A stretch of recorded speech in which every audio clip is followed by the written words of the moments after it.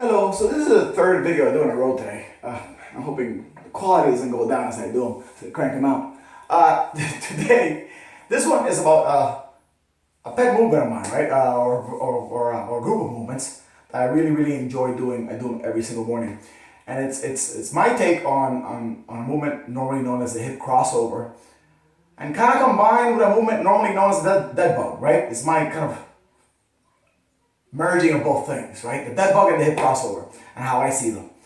So, if you think I'm nuts, I've never seen these versions from anybody else. I might be nuts. This might be stupid, but maybe you like it. Maybe you like it.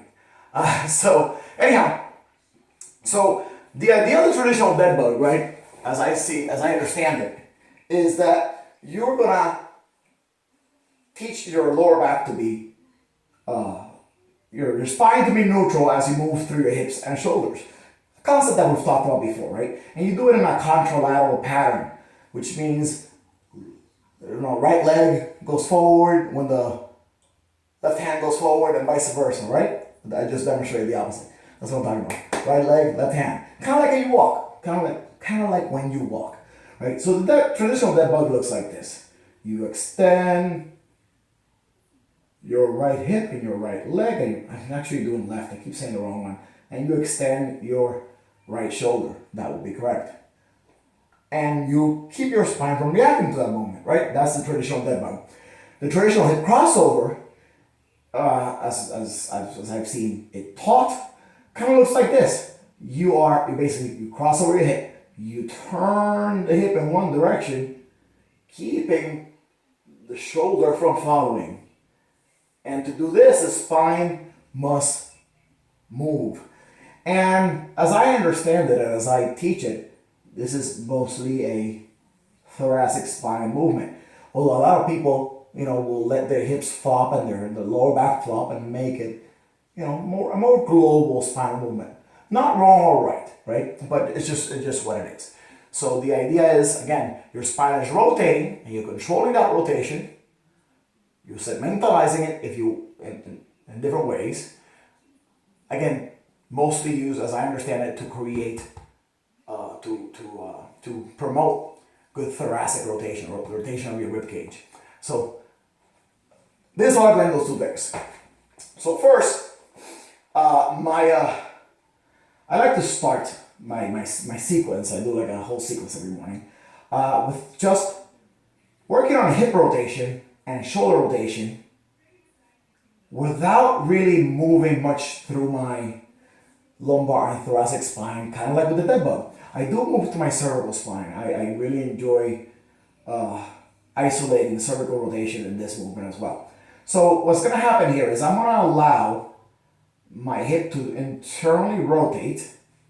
So this one's falling in. And I'm even allowing the arch of my foot to flatten. I'm keeping all my toes in the ground, but I'm allowing the arch of my foot to flatten. It's called supination of the foot, right?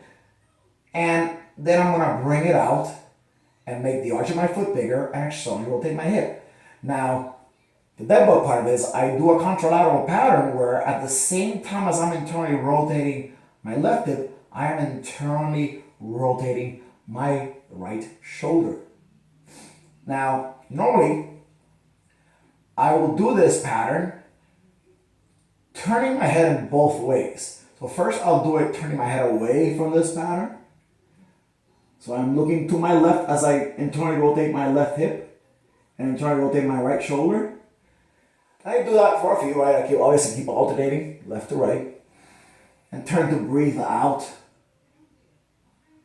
as I internally rotate.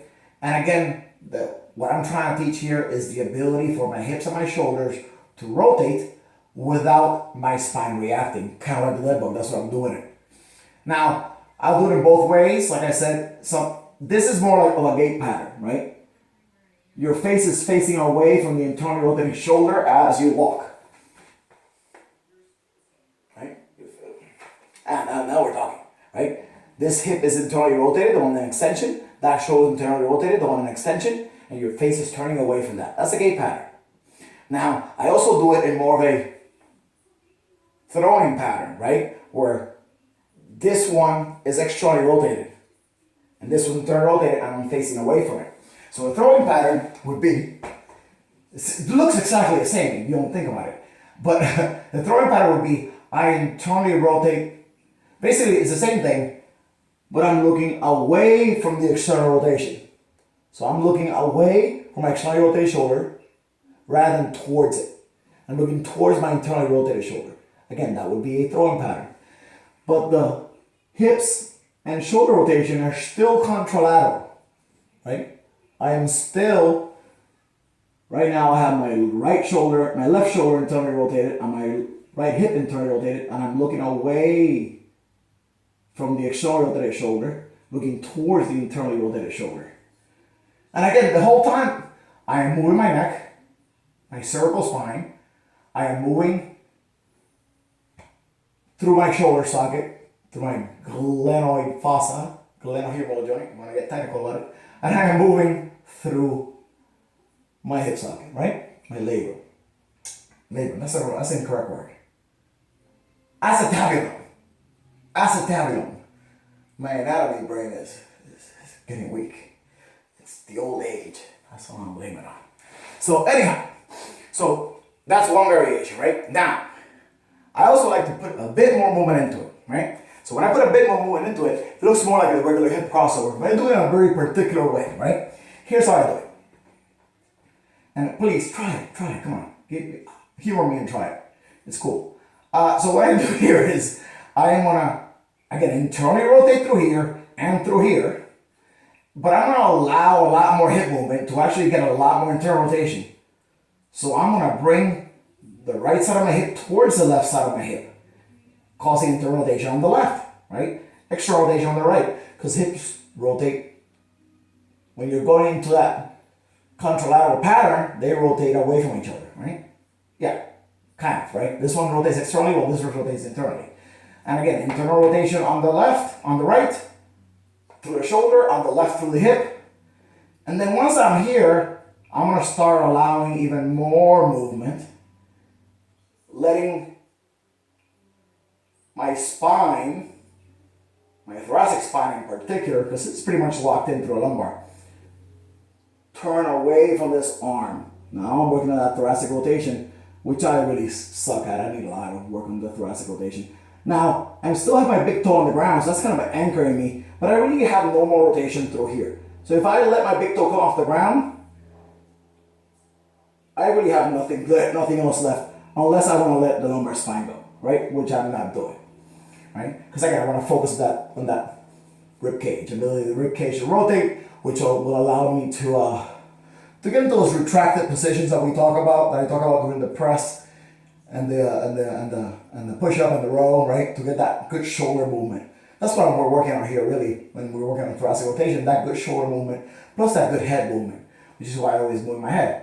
Now, the other version of it, I showed you one side, of course, I could do the same thing to the other side. The other version of it would be this. Again, that's a gate pattern, right?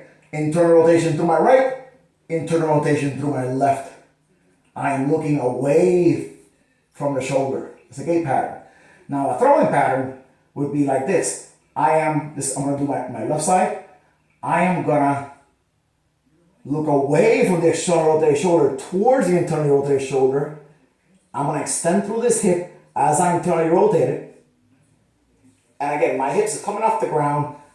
The limiting factor here is my thoracic rotation. I am keeping I'm not flopping. I am keeping the relationship between my rib cage and my hips pretty stable. My obliques here are contracted. And it's just opening up my thoracic spine in this direction as I look away from it. This hand will be pressing down. And of course I can come up on the other side and do this side as well. Again, more of a throwing pattern while laying flat on the floor. The reason I'm flat on the floor is, as I said before, I get a lot of information from the ground, right? I get a lot of information through my skin, right? From the ground. Allow me to really feel what my spine is doing, what my shoulders are doing. Allowing me to keep the movement where I want it to be, right? And there's no such thing as right or wrong movements. I really believe that. I mean, there's obviously movements that are not right for you or for me, right? There's movements that are not right for some people. But as a general rule, no such thing as right or wrong movements. But if our body's doing a movement that we're not intending it to do, that's usually not a great sign, right? Movement should be intentional. So if we want to do something, ideally we want our body to do that, what we want to do, right? Anyhow, play with that. Makes me feel good every morning. Maybe it'll make you feel good too. Have a nice day.